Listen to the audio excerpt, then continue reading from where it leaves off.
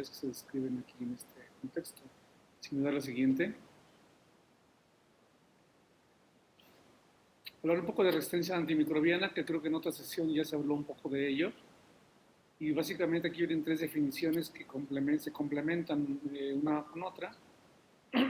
Básicamente, la resistencia bacteriana, pues es lo que ya conocemos, que como todas las bacterias que inicialmente fueron sensibles a algún fármaco, en forma posterior, notamos en la práctica diaria incluso que este fármaco, que inicialmente era el más potente, el más eficaz, el más confiable, súbitamente ya no nos da la respuesta, porque aparecen diferentes mecanismos de defensa de la propia bacteria, o del microorganismo, en donde ya no afecta de la misma manera como las dosis iniciales de cualquier fármaco.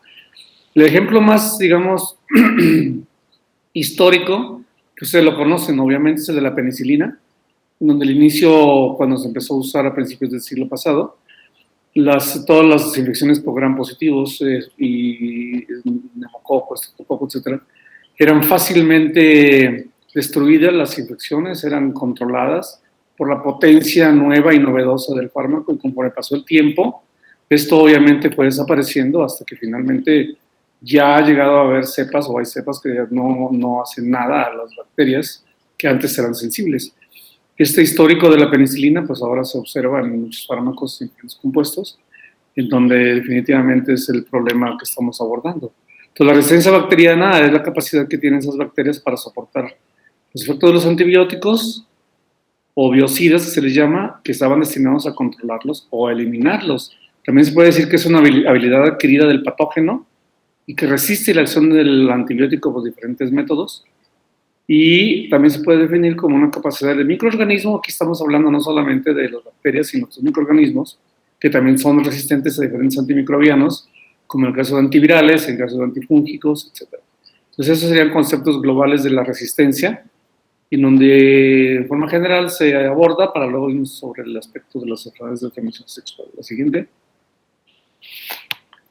Ahí ya conocen ustedes los mecanismos de resistencia más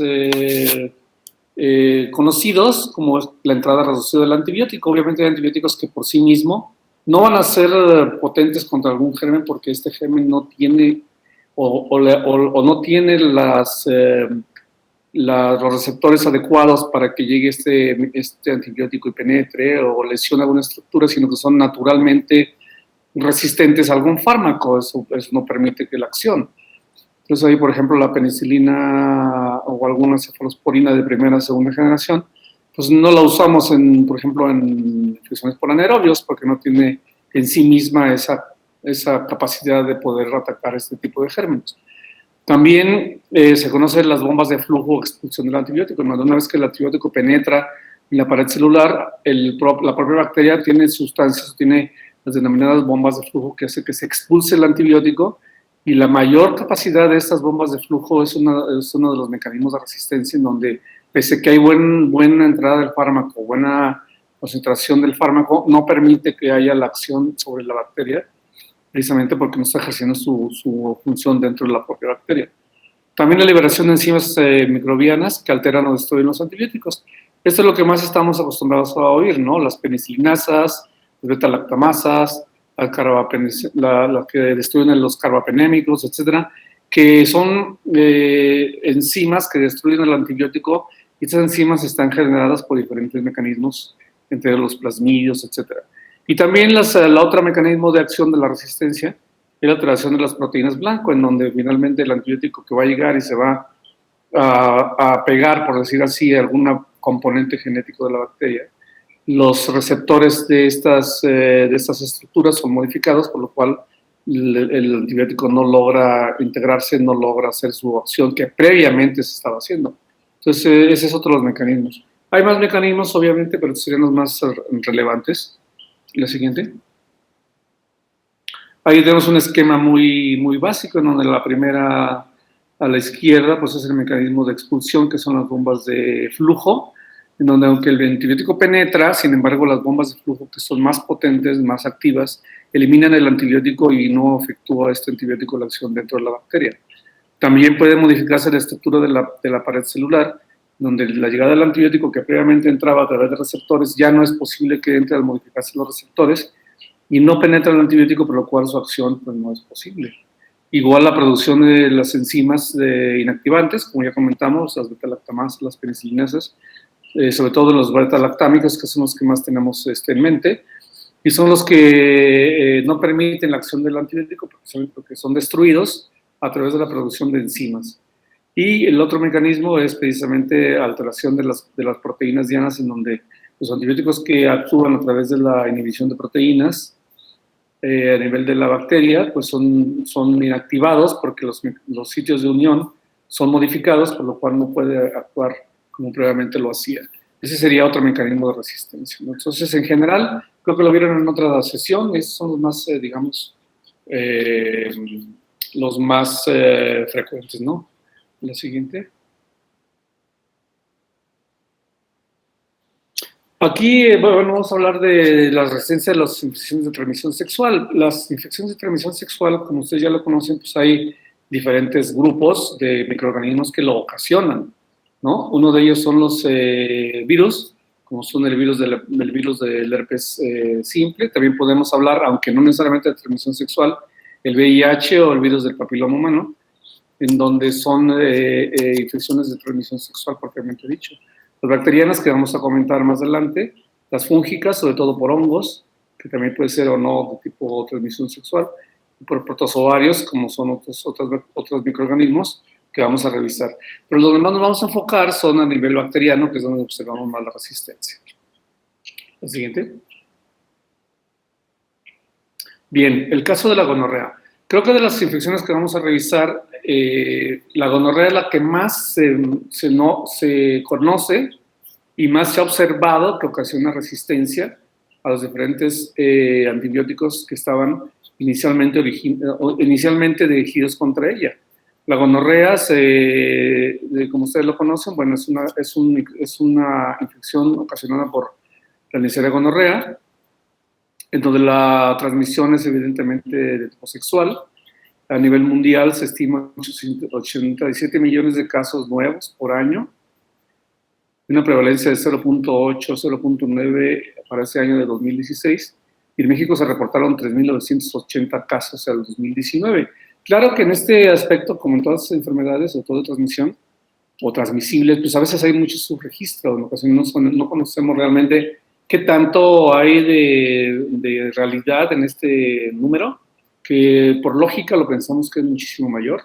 Sin embargo, esas son digamos, la estadística habitual. A nivel mundial, pues obviamente es de las infecciones más frecuentes, y es muy importante porque de manera inicial había bastantes antibióticos, digamos, con qué atacar esta bacteria, y finalmente nos hemos quedado con algunos 2 nada más de primera elección, y que tenemos que cuidar muy bien que no se nos vaya a ir de las manos y que vayamos a ocasionar mayor resistencia a este esquema de antibiótico.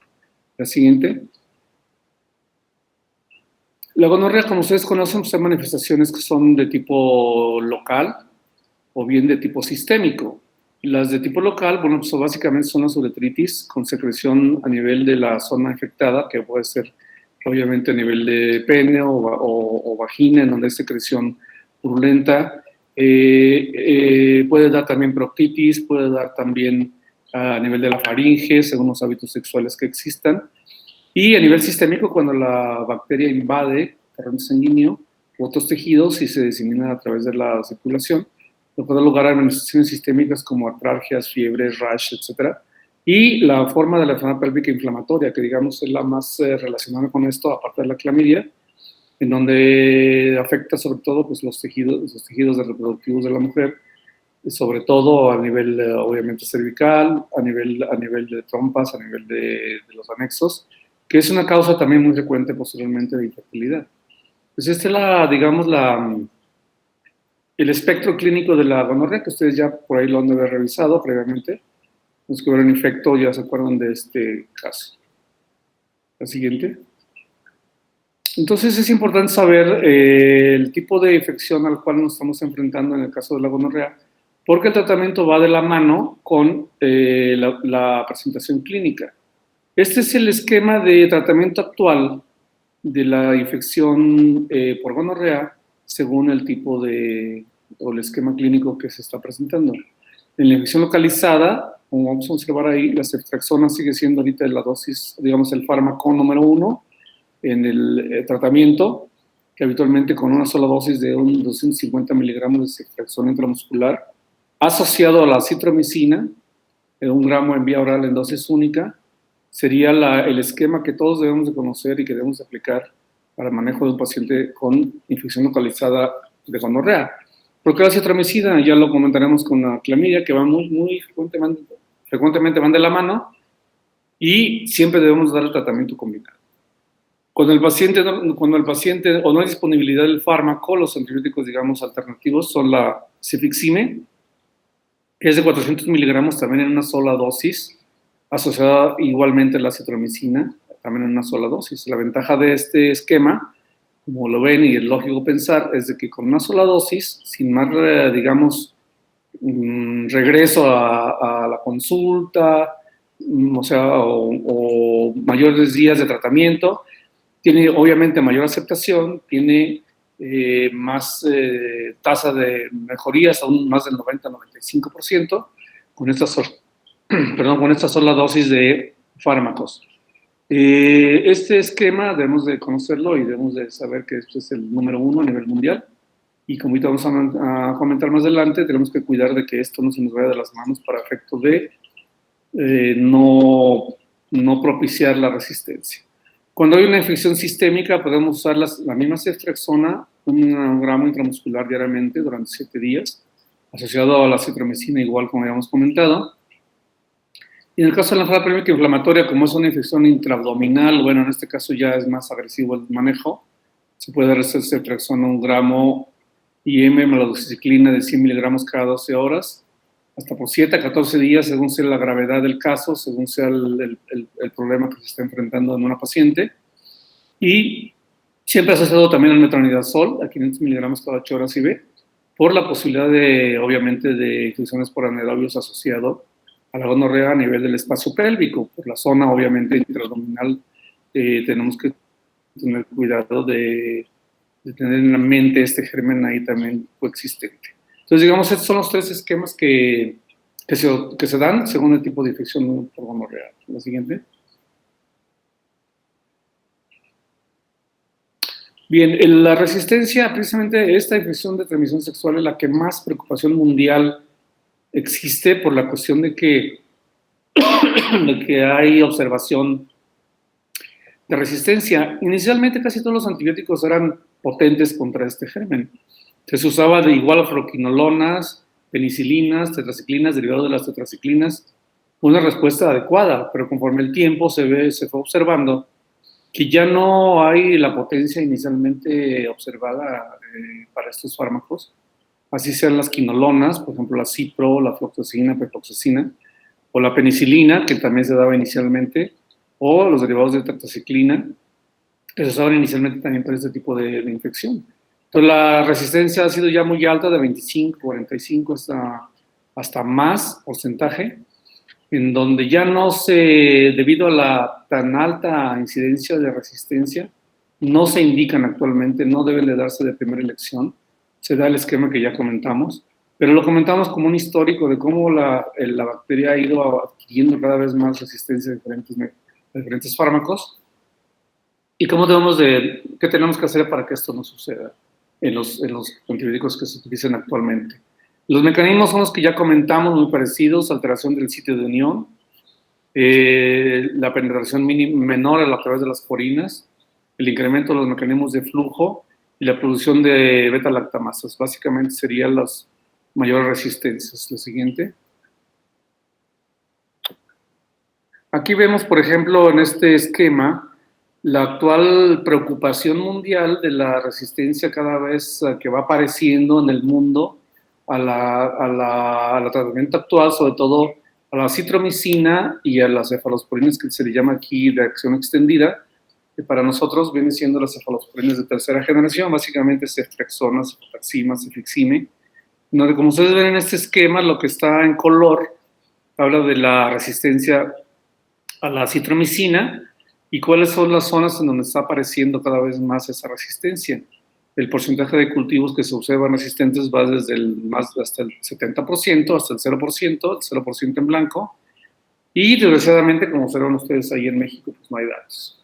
Había que revisar un poquito más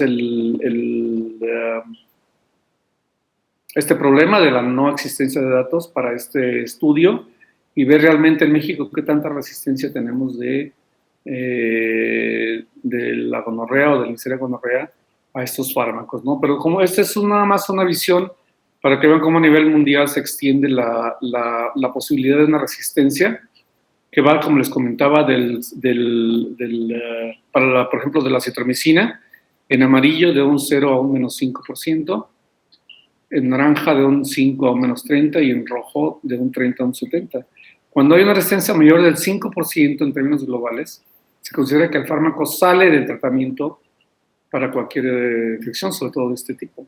Entonces, el objetivo es no llegar a ese punto y evitar que haya la resistencia predominante de estos gérmenes, es el antibiótico que estamos utilizando. En el caso de las cefalosporinas, ahí se ve más bien en punteado o en cuadro cuáles son las incidencias también asociado a la citromicina, las incidencias de resistencia también que van del 0 al 70%, las que tienen unos puntos más pequeños, sería el 0%, del punto 1 al menos 5%, la que tienen unos puntos un poquito más agregados, en los cuadritos más chicos hasta el 5 al 30, y los cuadros grandes del 30 hasta el 70%.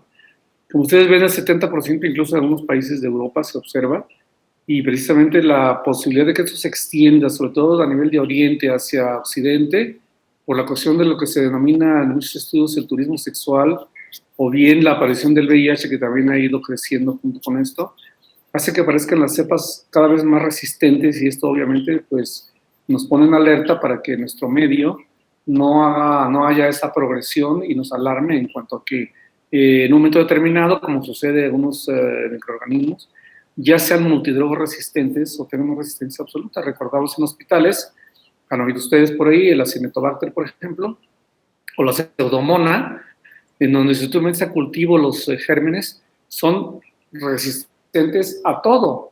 Entonces ya no sabes al momento del paciente grave qué le vas a dar, si hay resistencia a cefalosporinas, carbapenémicos, y con inhibidores de beta-lactamasa, lo que ustedes quieran, porque hay resistencia a todos. No queremos llegar a ese punto en el caso de la Neisseria gonorrea, y es precisamente las alarmas que se están prendiendo, y este foro precisamente tiene ese objetivo, ¿no? Que hagamos conciencia de cómo evitar que esto progrese más y no vayamos a tener el problema de otras bacterias que ya no sabemos qué dar porque son resistentes a todo, y en donde finalmente pues echamos mano incluso hasta de antibióticos antiguos para ver si esto da funcionamiento.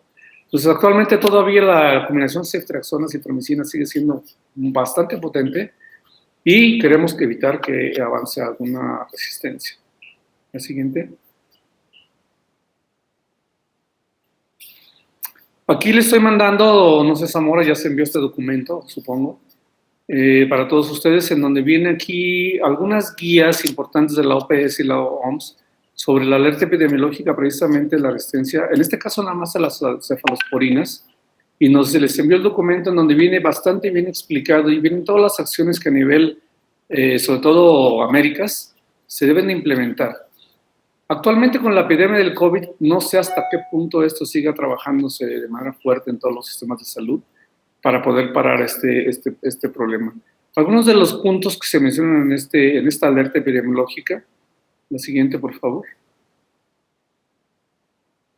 son algunas recomendaciones que aparecen aquí en este documento. Este documento obviamente viene más extenso, trae más recomendaciones, no solamente para las autoridades de salud, cómo organizarse, cómo identificar, cómo procesar, para los laboratorios, para los médicos, etcétera, que me gustaría mucho que después lo revisaran con detalle.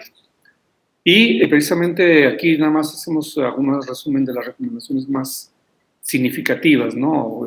Por ejemplo, aquí viene monitorear la resistencia a los gonococos a nivel nacional, que se brincan con los programas nacionales de VIH, SIDA, infecciones de transmisión sexual, en todos los laboratorios de referencia nacional, y luego desarrollar estrategias para detección de infecciones asintomáticas, que ese es un gran problema.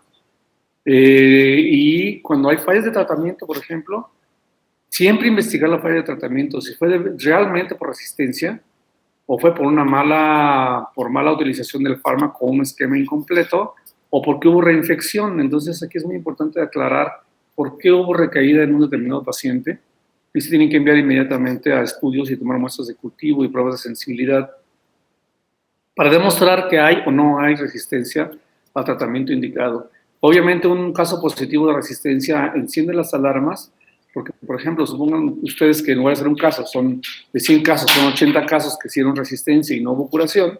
Estamos ante una verdadera alarma, ante una resistencia probable de tratamiento, digamos, adecuado contra este germen, y sería muy complicado regresar al principio, ¿no? En este caso también se aconseja enviar cepas que pueden prestar resistencia a las cefalosporinas con espectro extendido, o sea, las de tercera generación, para confirmar en laboratorios de referencia si evidentemente es una resistencia o es un problema de laboratorio.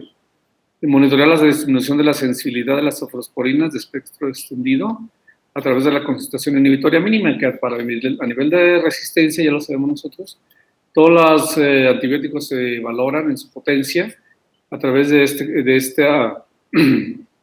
este valor que es el CIM, donde a menor cantidad del fármaco que inhibe o mata a la bacteria, pues es mayor la potencia. Entonces esto lo tenemos que determinar en el laboratorio para saber exactamente qué nivel de sensibilidad tiene. Y actualmente tener en la mente el tratamiento en monoterapia, como es la ceftriaxona, cefixime, espectromicina, en el caso de gonorrea, y asociado a la citromicina, más bien la citromicina por la coinfección con la clamidia. Entonces, estas son algunas recomendaciones que vienen en el documento que sí sería muy interesante y muy importante que lo leyeran para cumplir con la meta de esta plática y quede más claro el por qué estamos con las alertas sobre este germen que es la gonorrea, que afortunadamente no es el caso de los demás gérmenes que vamos a comentar. La siguiente.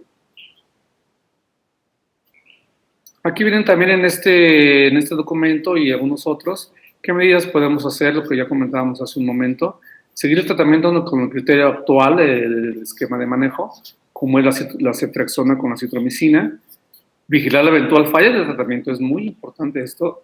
Todo el paciente que sea tratado de gonorrea obviamente tiene que ser de seguimiento obligado, tiene que ser de vigilancia obligado y tiene que estarse vigilando precisamente la curación de cada paciente. En el caso de la falla, este paciente debe ser inmediatamente estudiado, inmediatamente cultivado, inmediatamente referido y el laboratorio también inmediatamente ser referido para poder hacer estudios muchísimo más a fondo de la eventual resistencia. Se tiene que enviar a cultivo a los temas de referencia. Y bueno, en este caso de resistencia, cuando lo que se está observando o se está haciendo, cuando una verdadera resistencia, es hacer uso de fármacos como les comentaba más antiguos, como es el caso de la gentamicina, y nuevos como la solitromicina o sulfiflodicina, que pues todavía no están en nuestro medio, pero están estudiando como alternativas nuevas en que eventualmente aparezca la falla del tratamiento de una verdadera resistencia a la Neisseria gonorrhoeae. La siguiente. Bueno, entonces concluir que para la Neisseria gonorrhoeae, pues un eficaz diagnóstico, una eficaz estadificación, en qué punto está actualmente la infección, si es localizada, si es sistémica, una aplicación inmediata del esquema de tratamiento doble y un seguimiento del paciente para ver la eventual falla del tratamiento, la eventual no curación y rápidamente hacer lo que se menciona ahí para poder identificar inmediatamente una cepa resistente, eliminar factores, digamos, que no son la causa, como sea pues un maltratamiento o un tratamiento incompleto o una reinfección a través de no dar tratamiento a la pareja, en donde nos elimina la posibilidad de una resistencia. Sin embargo, ante una verdadera resistencia debemos de encender alarmas e inmediatamente hacer la referencia a los sistemas de epidemiología, a los sistemas de salud pública de cada país, en este caso nuestro medio, inmediatamente a través del sistema de salud referencia de estos casos. Bueno, el caso de la sífilis es otra de las infecciones de transmisión sexual que se está viendo también que está incrementándose progresivamente su aparición, sobre todo porque se está observando que desde la aparición del VIH, la coinfección sífilis-VIH va de la mano, tanto potenciando una como otra. Y esto ha sido uno de los, digamos, problemas que están apareciendo. La sífilis, como ustedes ya lo saben, bueno, pues está ocasionado por la Spirocheta treponema pallidum, Bacillus gram negativo, helicoidal, que todos recordamos fácilmente su morfología, y que se diagnostica, digamos, en el campo oscuro y también a través de otros mecanismos de tipo enzimático en el laboratorio. Y bueno, este germen, bueno, tiene un periodo habitual de 3 semanas, la siguiente.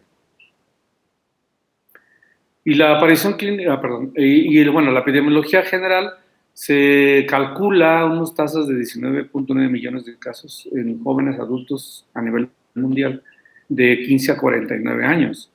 A nivel mundial, la tasa, ahí faltó este dato, es de 17.7 por 100.000 habitantes, digamos, a nivel mundial. Pero en algunos esto varía según las regiones del mundo que se están analizando. En Américas, que sería en nuestro caso, en esta zona, serían de 34.1 por 100.000 habitantes. En África va hasta 46.6 y en este Pacífico 93.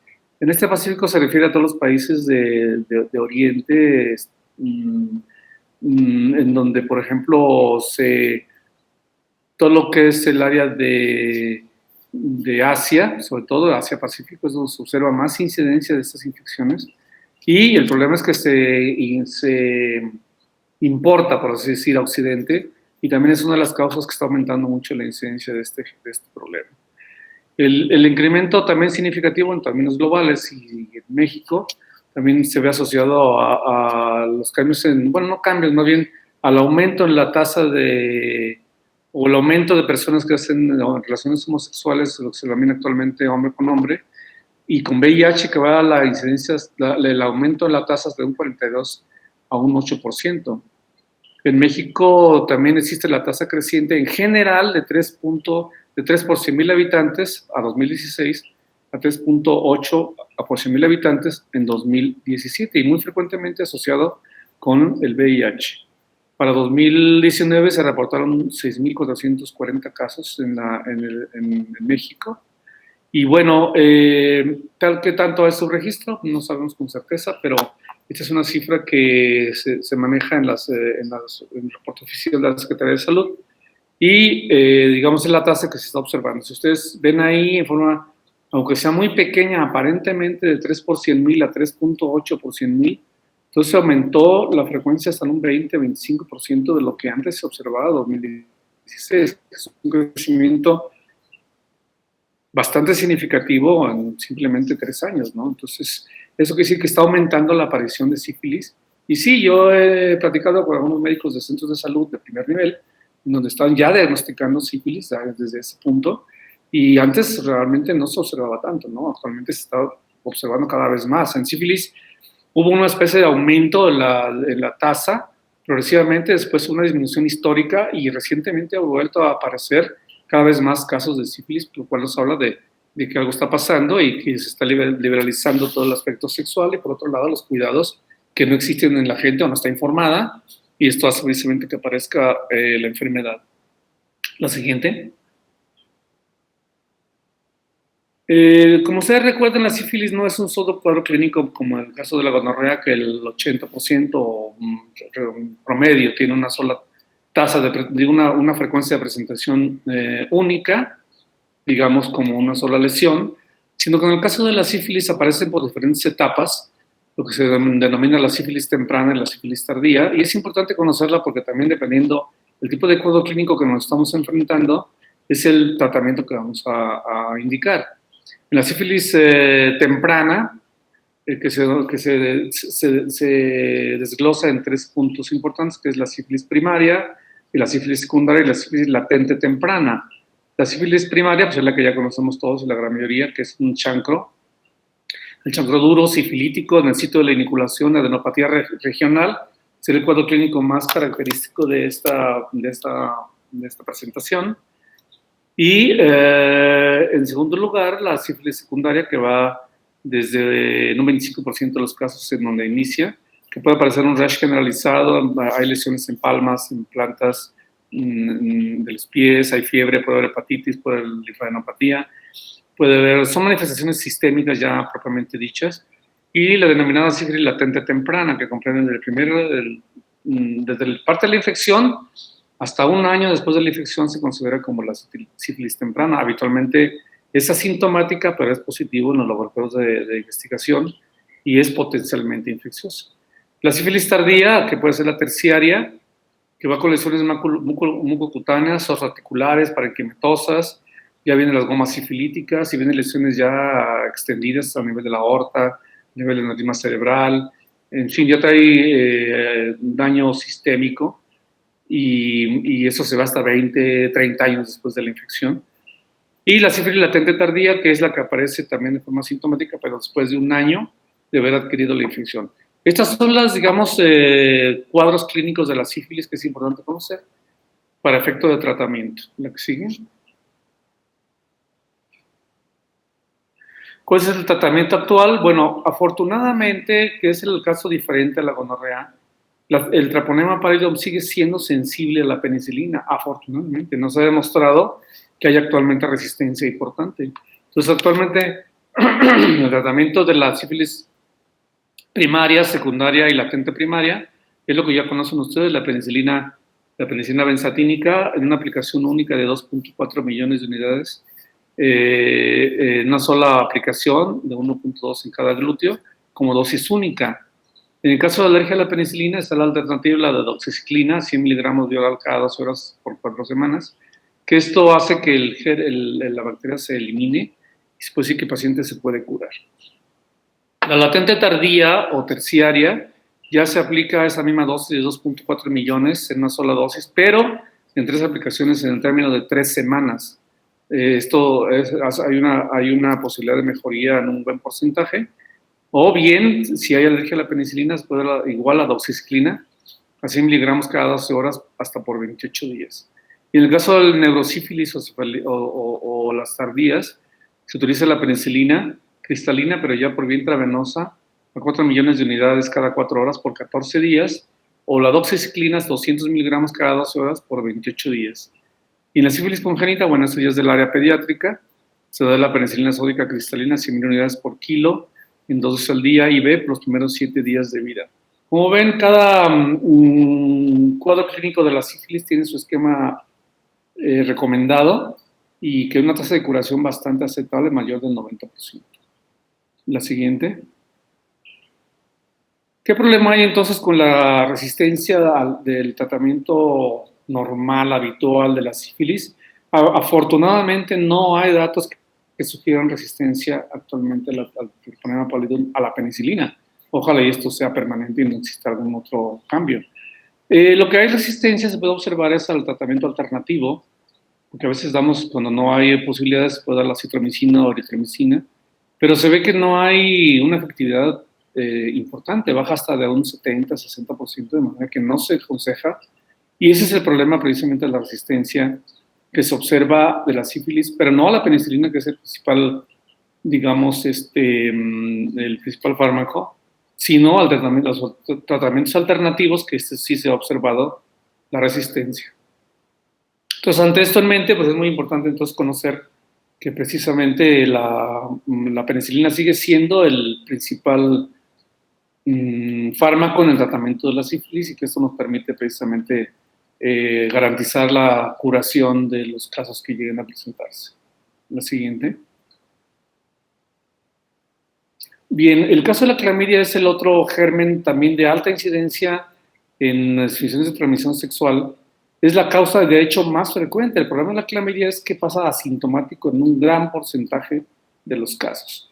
La clamidia es una bacteria gram negativa intracelular, la clamidia trachomatis, con esa Enterovar DK. Acuérdense que hay otras clamidias que dan otro tipo de lesiones que no tienen nada que ver con transmisión sexual, el tracoma, etc. Y la bacteria habitualmente ocasiona la uretritis, cervicitis o proctitis o epididimitis, lo que se denominaba la uretritis no gonocócica, que es la causa más frecuente, pues es la clamidia. Se considera que entonces que es la infección de transmisión sexual más frecuente y hay una prevalencia hasta 3.8 en mujeres y 2.7 en hombres, sobre todo obviamente en gente joven, y hay una gran cantidad de asintomáticos, que es lo que nos debe de alertar ante cualquier síntoma sugestivo de infección de transmisión sexual. Inmediatamente hacer un buen interrogatorio, hacer la exploración, tomar cultivos si es necesario para poder diagnosticar evidentemente esta infección que, pues sí, definitivamente pasa desapercibida en un gran porcentaje. La siguiente. Su periodo de incubación es de 1 a 3 semanas, asintomáticos, como ven ustedes, hasta el 80% en mujeres, 30% en hombres, y puede dar precisamente uretritis con descarga, disuria, epididimitis en el hombre, cervicitis con secreción mucopurulenta o forma pélvica inflamatoria incluso en mujeres, y aumenta la incidencia en personas homosexuales hasta de un 4 a un 11%. Pero como ven ahí, lo más importante tener en mente es que puede pasar desapercibida. Tan es así que siempre damos el manejo, precisamente, que ya se comentaba con gonorrea, mixtos, ¿no? Para poder cubrir este germen que no aparece, digamos, en los esquemas, digamos, normales, entre comillas, de la patología, sino que pasa asintomático y por lo tanto es mejor dar un tratamiento combinado. La siguiente. Aquí el tratamiento actual, como es un germen intracelular, se dan antibióticos que tienen precisamente la penetración intracelular, trabaja a nivel ya dentro de la célula, y el manejo actual son derivados de la tetra, como es la doxiciclina. Ese es el esquema, digamos, actualmente utilizado, de 100 miligramos cada 12 horas por 7 días, y la citromicina de 1 gramo vía oral en dosis única. La efectividad va de un 95 a un 100%, y da una garantía de curación bastante alta. Obviamente, igual hay que dar el seguimiento, hay que descartar patología coexistente desde VIH, sífilis, BPH, etcétera, cualquier infección de transmisión sexual en general, y en este caso, obviamente, dar el seguimiento para que en 7 a 14 días citemos al paciente nuevamente y nos damos cuenta de que ya hubo curación. En caso de las embarazadas, se aconseja la eritromicina cada 6 horas por 7 días. Tratamiento alternativo, cuando no hay disponibilidad o hay alergia o no se puede disponer de él, el tratamiento alternativo puede ser ofloxacino, que es la quinolona, de 400 miligramos cada 12 horas por 7 días, o levofloxacina de 500 miligramos también una vez al día por 7 días. La fluoxacina no se recomienda mucho en la infección por Neisseria por la resistencia que ya se comentó.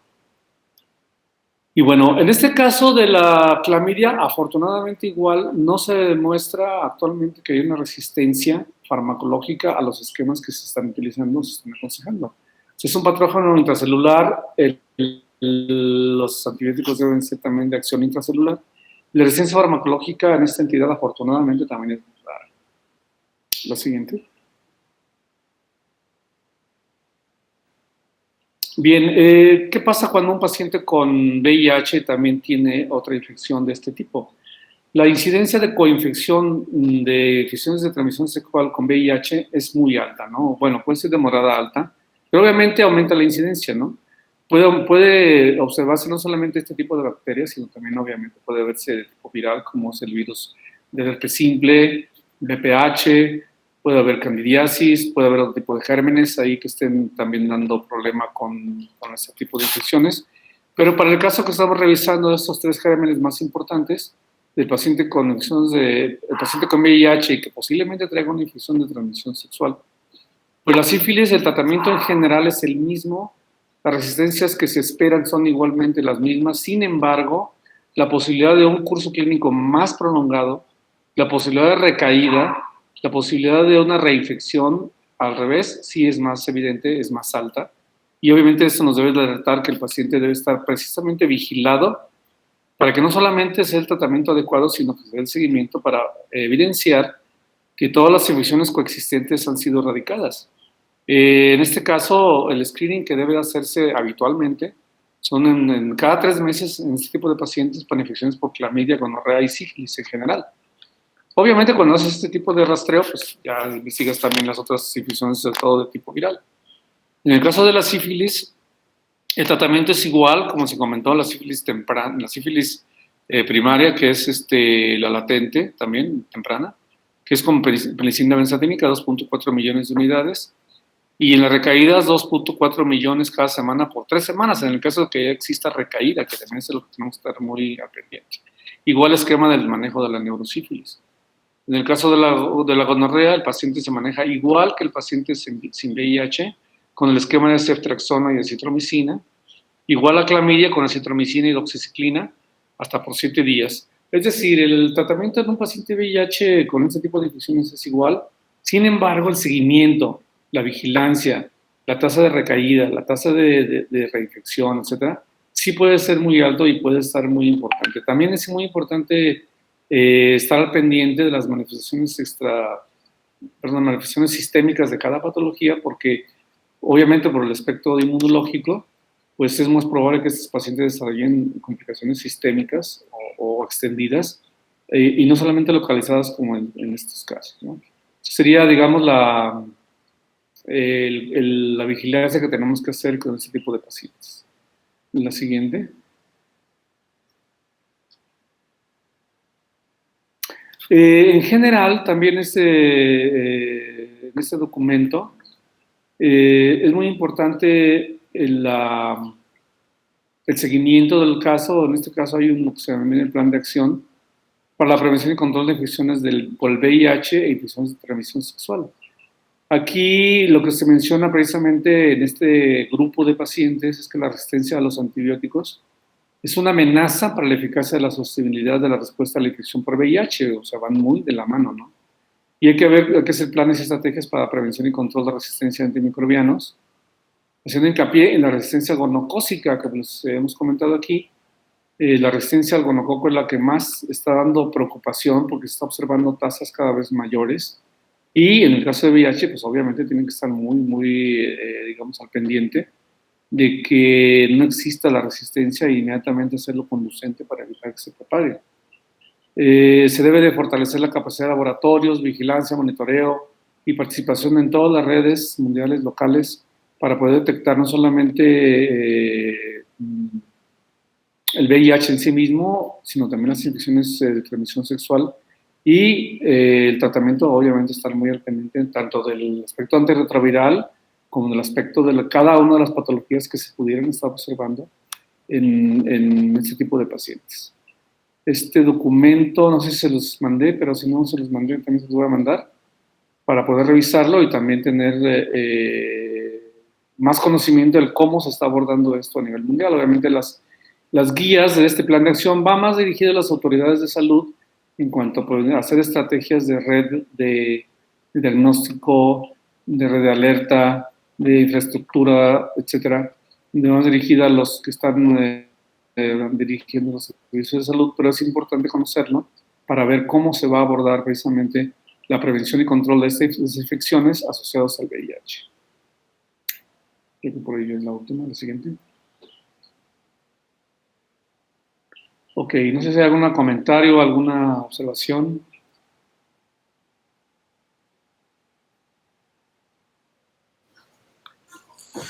Chicos, si alguno de ustedes tuviera algún comentario o alguna pregunta, puede hacerlo a través del chat de aquí de Google Meet.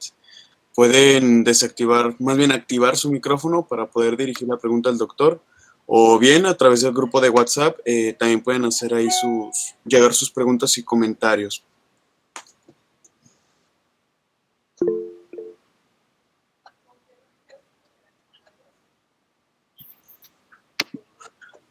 Doctor, yo tengo una pregunta. Había leído un boletín, un artículo, me parece que era un artículo de revisión que se publicó en el 2019, el año pasado, y hablaba acerca de la resistencia hacia los antirretrovirales del tratamiento de infección, pues sí, por VIH o SIDA.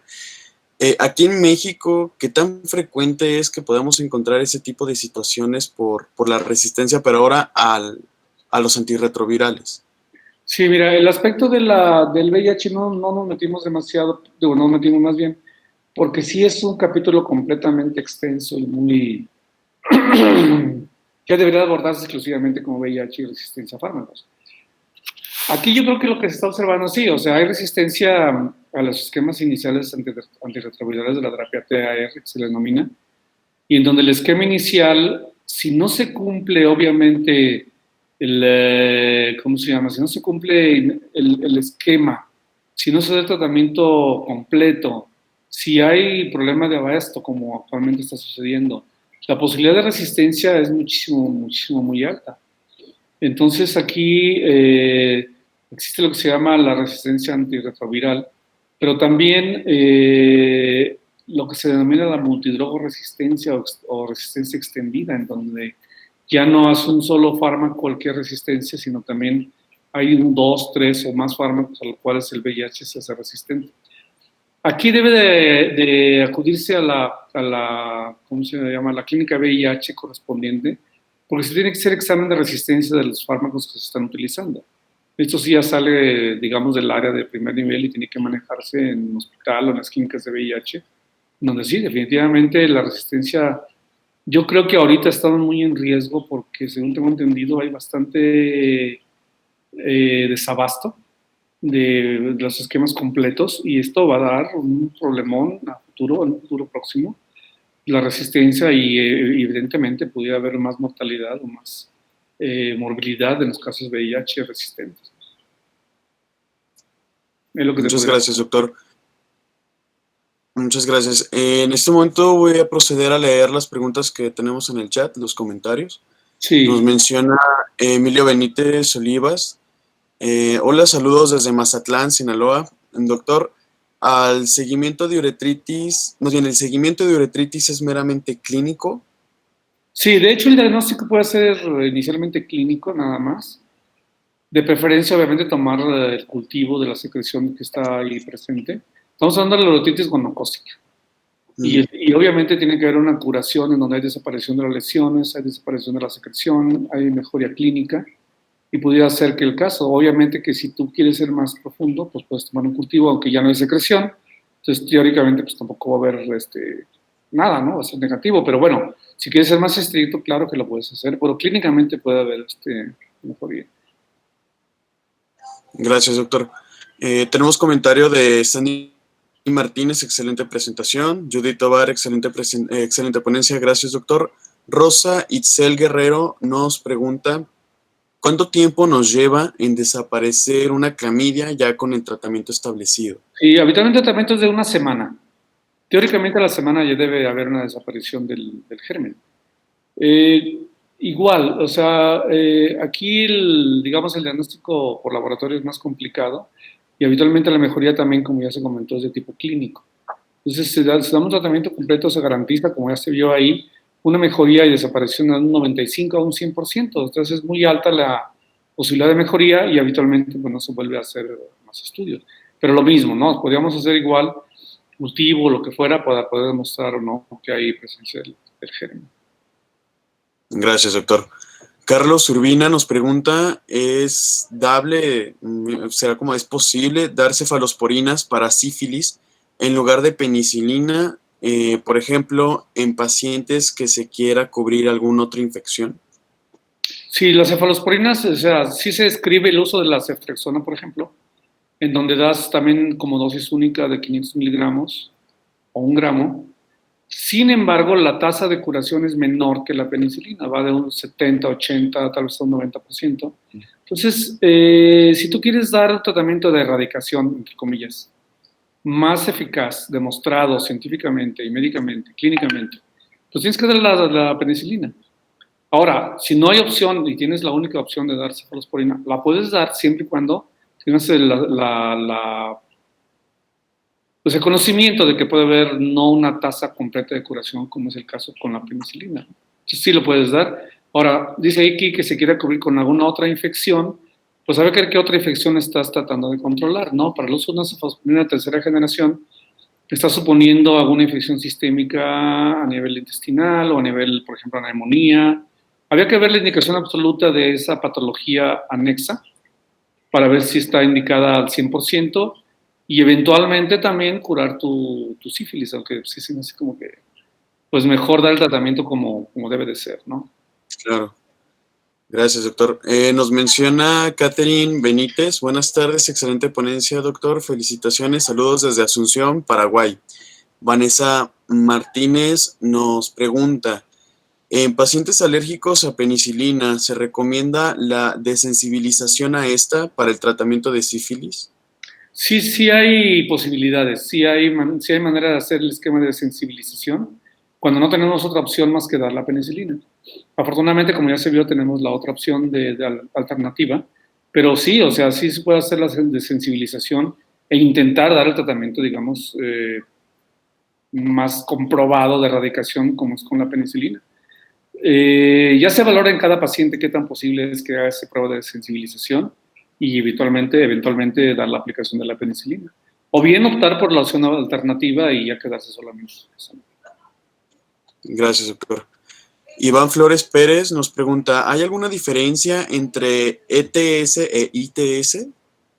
Bueno, es cosa de terminología, ¿no? Recientemente se utiliza más el término infección de transmisión sexual más que enfermedad de transmisión sexual. Realmente es una cuestión de tipo de, digamos, de definición epidemiológica digamos, instancias que definen los criterios, pero para fines prácticos, pues es lo mismo. O sea, realmente no, desde el punto de vista de lo que estamos analizando, bien podríamos haberle puesto aquí enfermedades de transmisión sexual más que infecciones de transmisión sexual. Tal vez porque el objetivo de mencionar más infecciones que enfermedad es que tú puedes tener la infección, pero no estás enfermo, como el caso de lo asintomático, que es también es muy discutible. Sin embargo, creo que por ahí va más bien el objetivo, ¿no? Claro, gracias, doctor. Alejandro Sánchez nos pregunta, ¿el uso de baños públicos implica un riesgo para adquirir infecciones por los microorganismos mencionados durante la ponencia? Híjole, me suena más a pretexto. O sea, son enfermedades o infecciones de transmisión sexual. Uh-huh. Tal vez el caso de... Por ahí a veces se menciona BPH o alguna otra infección de transmisión sexual no bacteriana, que eventualmente pudiera ser por fomites, ¿no? Pero pues yo creo que más bien es por transmisión sexual. Claro. Vamos comentando. Joana Loza menciona excelente ponencia, doctor. Saludos desde Bolivia. Iván Flores nos pregunta, ¿cuáles son las afecciones a largo plazo de las infecciones de transmisión sexual que no presentan síntomas? ¿Cómo se da cuenta el paciente que está infectado? Bueno, obviamente no se da cuenta, ese es el problema. No se da cuenta porque son asintomáticas. ¿Cuáles son las afectaciones a largo plazo? La más importante, creo yo, no es tanto al propio paciente, sino la transmisión. Uh-huh. A lo mejor tienes relaciones tú con algún caso que está infectado y no sabe que está infectado y cuando ya menos acuerdas, ya te infectó. Yo creo que ese es el punto más importante de las infecciones asintomáticas. El médico, ¿qué debe de hacer? Definitivamente hacerle la interrogatorio bien cuando viene algún problema de tipo urinario, por ejemplo, se confunde mucho con uretritis bacteriana, por E. coli o otro germen que no tenga nada que ver con transmisión sexual. Pero sí, evidentemente puede haber ahí alguna indicación que nos haga sospechar que es infección de transmisión sexual. En ese momento, ahora sí que irnos directamente con las preguntas a preguntar el tipo de relación, qué relación, cuándo fue la relación, cuánto tiempo tiene con los síntomas, cuándo fue esa fecha de inicio, para poder sospechar que hay una infección de transmisión sexual. Yo creo que nuestro trabajo como médicos ahí es precisamente el interrogatorio dirigido para poder saber con certeza si el síntoma urinario o el síntoma pélvico o la prostatitis, lo que ustedes quieran, tiene que ver con una infección de transmisión sexual y no de otro tipo de germen, ¿no? Entonces yo creo que hoy yo más el problema. Y la afectación a largo plazo no es tanto del paciente, que también puede obviamente hacerse ya más avanzada, ¿no? Definitivo, sino de la transmisión que va a hacer a otras personas que son realmente sanas. Gracias, doctor.